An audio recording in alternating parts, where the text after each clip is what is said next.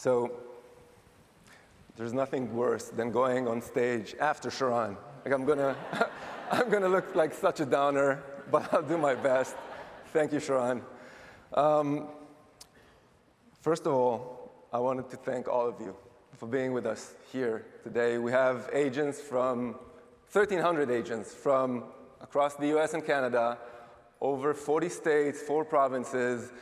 It's just mind-blowing to think that you chose to be here despite of the fact that it's difficult out there, it's expensive to come here, but you still chose to be here with us. So thank you very much for being here.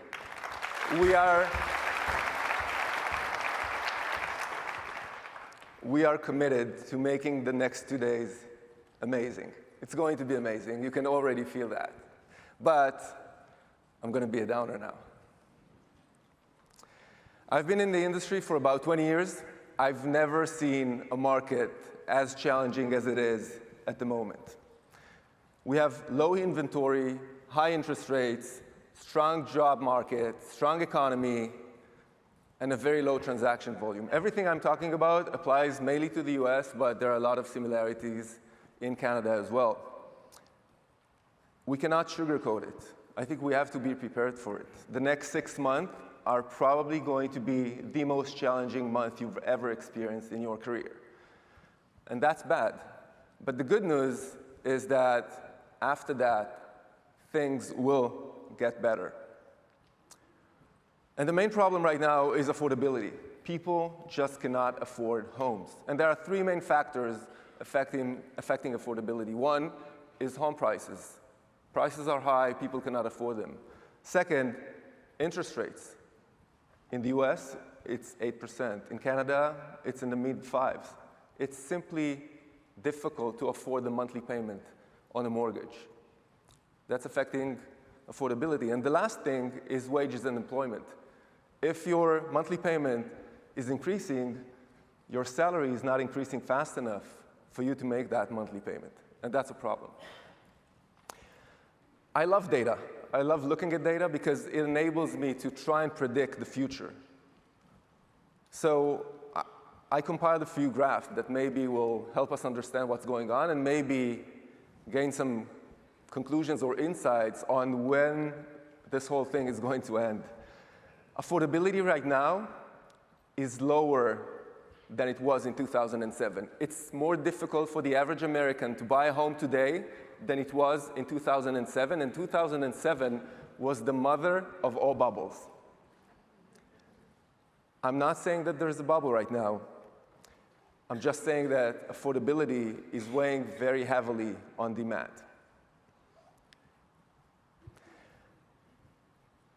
Two years ago, the monthly mortgage payment was half of what it is right now. We're talking about thousands of dollars every month compared to what it was 2 years ago. That's tens of thousands of dollars a year. People could simply not afford it. Actually, if we look historically, over the past 25 years, mortgage applications are at the lowest point they've been in the past 25 years. Lower than 2010, which was the bottom, or 2009, that was the bottom of the market. Fewer people are applying for mortgages today compared to 2009 or 2010. It's that difficult out there. We are now paying the price of over a decade of under construction. If you look at existing home inventory, it's just declining in the past 15 years. And the reason, one of the reasons, is the fact that they have not built enough homes. There are not enough homes. People are renting, and people are not listing their homes for sale. And this is a concerning trend that we're seeing. Another way to look at it is that listings right now are almost as low as they've been at the height of the pandemic. We're almost there. There's just not enough inventory. So we're tied on the demand side. We're also tied on the supply side. And I've never seen a market like that. Typically, when there's over-demand, the market corrects itself. there's enough supply. But right now, both of them are hurting. There's not enough demand, there's not enough supply. And again, this is market specific, so some markets are doing better than the others. But let's assume you're a buyer and you're okay with paying an 8% mortgage. You just cannot find a home that's perfect for you. And that's a problem. Another thing that's concerning is that the total housing inventory per person continues to decline. And this is an ongoing trend that shows us that we have a structural problem in this country. We just don't have enough homes. And as you know, you cannot build homes overnight. Which also means that the inventory side, the supply side of our business is not going to solve itself in the next year, probably not in the next 2 years. And I know that many of us are hoping that, yes, in a few months, everything will be okay, things will go back to normal, but they're probably not likely to do that. What's working in our favor is if we compare everything that's going on to 2007, people are paying their mortgages right now. They're not delinquent.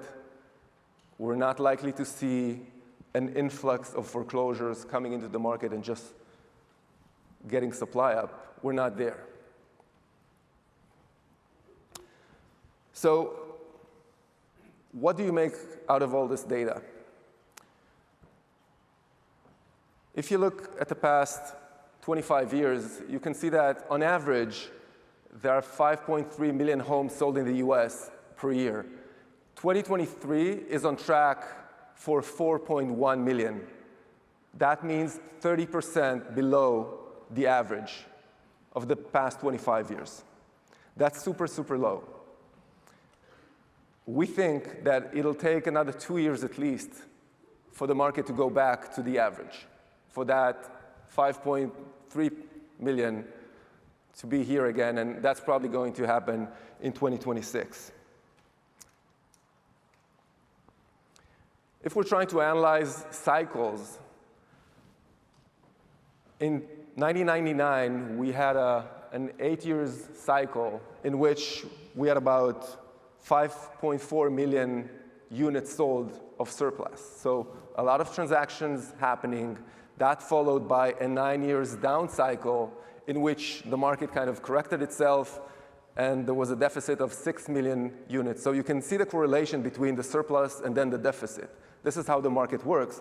Then 2016, we started an upcycle, which wasn't that severe. There were 1.6 million units sold in surplus. And now in 2022, or in the middle of 2021, the market shifted, and we're very close to absorbing that surplus. But again, we have the interest rate problem, we have the inventory problem. So when we're trying to analyze this, we see that 2024 is going to be better. And real estate agents are probably the one segment in the economy that's hurting the most. The economy is doing pretty well, but we're not, because our market is down 30%. Everybody can feel that. But next year will be better. It's not going to be perfect, but it's going to improve. And 2025 is going to be even better. In 2026, we will go back to normal. So if there's one thing encouraging about all this is that most of the worst is behind us. We are still facing very difficult 6 months. Recession is typically a negative word, right? Nobody wants a recession. But for us, oddly enough, a recession is probably what we all need. And we need a recession because it means that interest rates will drop, and maybe home prices will decrease a little bit as well. That means that affordability will come up again. So I think all of us, even though recession is not great for the economy, I think that all of us somehow need to hope for a mild, quick recession. That's counterintuitive. But we cannot control the market. We can control our own businesses. And I wanted to talk about some things that can help us in the future. Today, when you're closing a deal, You close a deal, you get a check, you deposit the check, the money goes into your bank account. When you're receiving a rev share payment, it goes directly into your bank account. If you're a part of the Real Title JV, the monthly distribution goes exactly into your own bank accounts. When you purchase real shares, those shares go into your ShareWorks account. So everything is in your private accounts. In a few months, we will be introducing the Real Wallet.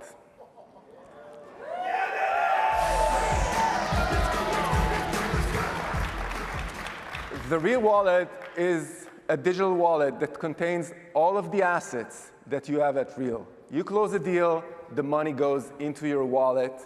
You purchase shares, the shares go into your wallet, and then what? Through that wallet, you can decide whether you want to transfer that money into your own bank account or use it with the Real debit card. The Real debit card is a card that each and every one of you will receive from us, and if you swipe that card, you earn points, and those points will offset the fees, the brokerage fees, the transaction fees.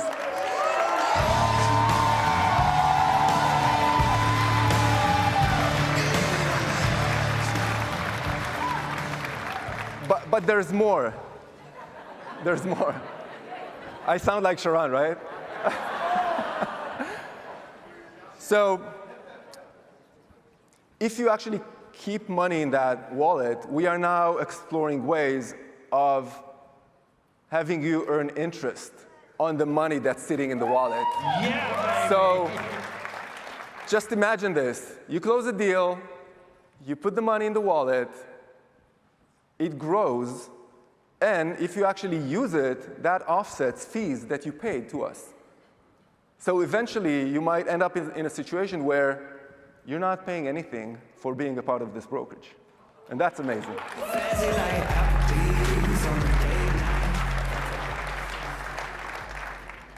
You may not often think about it this way, but what you're doing every day is you're building assets on top of our platform. Past transactions is an asset. Why is it an asset? Because it provides us the ability to predict how your future is going to look like in the next 12 months. Pending deals are obviously an asset because this is money that's going to be due in a few weeks or days or months when that transaction closes. Revenue share is an asset because that's a revenue stream that's owed to you every month, and it's predictable. Equity is an asset, obviously. Those are shares in the company that we're building together. And title JV distributions are an asset as well. Where am I going with all this?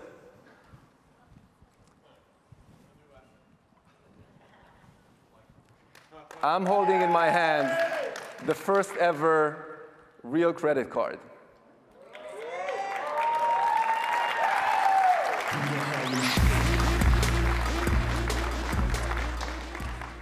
In a few months, we will be launching a credit card with a dedicated credit line to each and every one of you based on the assets that you have with Real.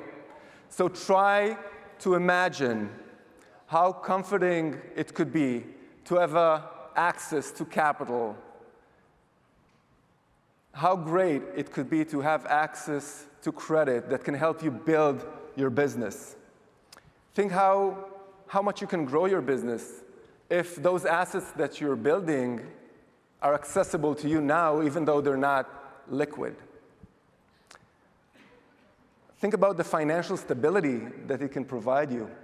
A few weeks ago, I asked on Workplace, if you had access to more credit, would you use it? And 100% of people said yes, especially now. We need that money.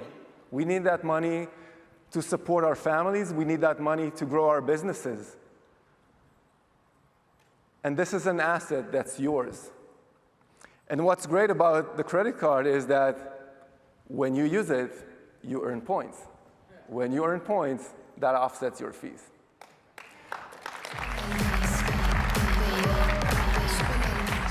And by the way, there will be 3 different cards. There will be an individual agent card.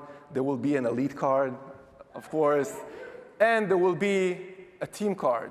So a team leader can determine the credit to their team members. If you're a team leader and you want to attract members to your team, this is one of the perks that you can offer. A team credit card. This does not exist at any other brokerage. Actually, what we're building cannot be achieved by anyone else because of the technology that we have running in the background. This is the first time it's ever done.